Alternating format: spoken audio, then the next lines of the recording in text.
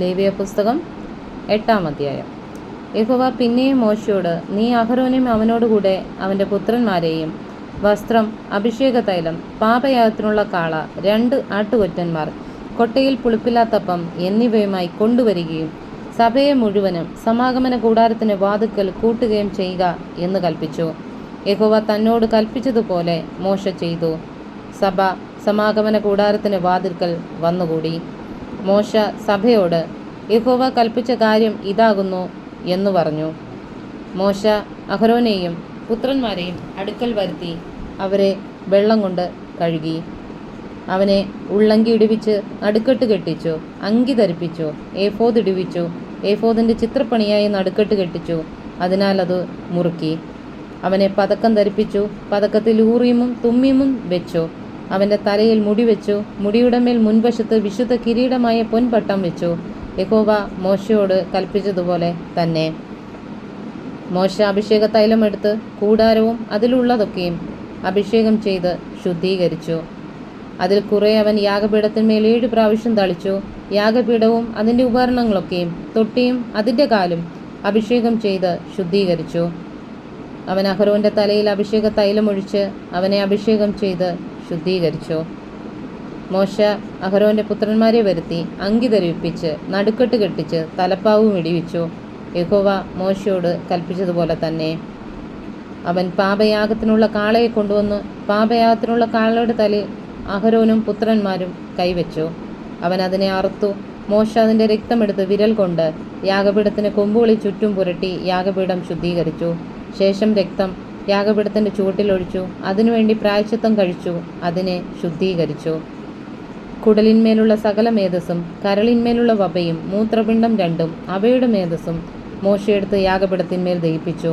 എന്നാൽ കാളയെയും അതിൻ്റെ തോൽ, മാംസം, ചാണകം എന്നിവയെയും അവൻ പാളയത്തിന് പുറത്ത് തീയിലിട്ട് ചുട്ടുകളഞ്ഞു. യഹോവ മോശയോട് കൽപ്പിച്ചതുപോലെ തന്നെ. അവൻ ഹോമയാഗത്തിനുള്ള ആട്ടുകൊറ്റനെയും കൊണ്ടുവന്നു. അഹരോനും പുത്രന്മാരും ആട്ടുകൊറ്റൻ്റെ തലയിൽ കൈവച്ചു. അവൻ അതിനെ അറുത്തു. മോശ അതിൻ്റെ രക്തം യാഗപീഠത്തിന്മേൽ ചുറ്റും തളിച്ചു. ആട്ടുകൊറ്റനെ ഖണ്ഡം ഖണ്ഡമായി ഖണ്ഡിച്ചു. മോശ തലയും ഖണ്ഡങ്ങളും മേധസ്സും ദഹിപ്പിച്ചു. അവൻ അതിൻ്റെ കുടലും കാലും വെള്ളം കൊണ്ട് കഴുകി. മോശ ആട്ടുകൊറ്റനെ മുഴുവനും യാഗപീഠത്തിന്മേൽ ദഹിപ്പിച്ചു. ഇത് സൗരഭ്യവാസനയായ ഹോമയാഗമായി യഹോവയ്ക്കുള്ള ദഹനയാഗം. യഹോവ മോശയോട് കൽപ്പിച്ചതുപോലെ തന്നെ. അവൻ കരപൂരണത്തിനുള്ള ആട്ടുകൊറ്റനായ മറ്റേ ആട്ടുകൊറ്റനെയും കൊണ്ടുവന്നു. അഹരോനും പുത്രന്മാരും ആട്ടുകൊറ്റൻ്റെ തലയിൽ കൈവച്ചു. അവൻ അതിനെ അറുത്തു. മോശ അതിൻ്റെ രക്തം കുറെ എടുത്ത് അഹരോൻ്റെ വലത്തെ കാതിന്മേലും വലത്തെ കൈയുടെ പെരുവിരലിന്മേലും വലത്തെ കാലിൻ്റെ പെരുവിരലിന്മേലും പുരട്ടി. അവൻ അഹരോൻ്റെ പുത്രന്മാരെയും വരുത്തി. മോശ രക്തം കുറെ അവരുടെ വലതുവശത്തെ കാതിന്മേലും വലത്തെ കൈയുടെ പെരുവിരലിന്മേലും വലത്തെ കാലിൻ്റെ പെരുവിരലിന്മേലും പുരട്ടി. ശേഷം രക്തം മോശ യാഗപീഠത്തിന്മേൽ ചുറ്റും തളിച്ചു.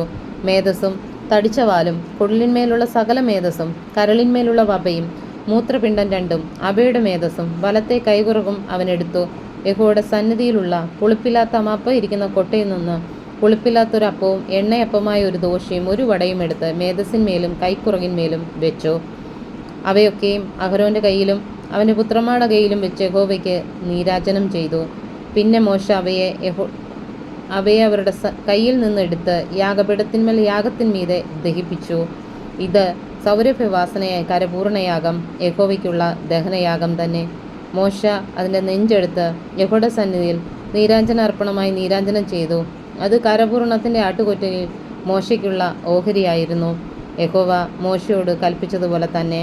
മോശ അഭിഷേക തൈലവും യാഗപീഠത്തിന്മേലുള്ള രക്തവും കുറേശ്ശെ എടുത്ത് അഹരോൻ്റെ മേലും അവൻ്റെ വസ്ത്രത്തിന്മേലും അവൻ്റെ പുത്രന്മാരുടെ മേലും പുത്രന്മാരുടെ വസ്ത്രത്തിന്മേലും തളിച്ചു.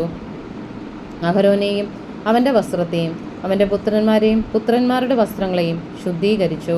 അഹരോനോടും അവൻ്റെ പുത്രന്മാരോടും മോശ പറഞ്ഞത് എന്തെന്നാൽ, മാംസം നിങ്ങൾ സമാഗമന കൂടാരത്തിൻ്റെ വാതിൽക്ക് വെച്ച് പാകം ചെയ്ത് അഹരോനും പുത്രന്മാരത് തിന്നണമെന്ന് എനിക്ക് കൽപ്പന ഉണ്ടായതുപോലെ അവിടെ വെച്ച് അതും കരപൂർണത്തിൻ്റെ കൊട്ടയിലിരിക്കുന്ന അപ്പവും തിന്നുവീൻ.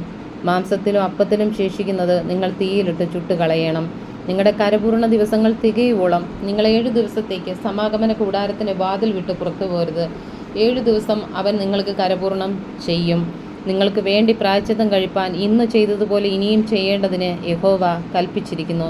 ആകയാൽ നിങ്ങൾ മരിക്കാതിരിപ്പാൻ 7 ദിവസം രാവും പകലും സമാഗമന കൂടാരത്തിൻ്റെ വാതിൽക്കൽ പാർത്ത് യഹോവയുടെ കൽപ്പന അനുസരിക്കണം. ഇങ്ങനെ എന്നോട് കൽപ്പിച്ചിരിക്കുന്നു. യഹോവ മോശെ മുഖാന്തരം കൽപ്പിച്ച സകല കാര്യങ്ങളെയും അഹരോനും അവൻ്റെ പുത്രന്മാരും ചെയ്തു.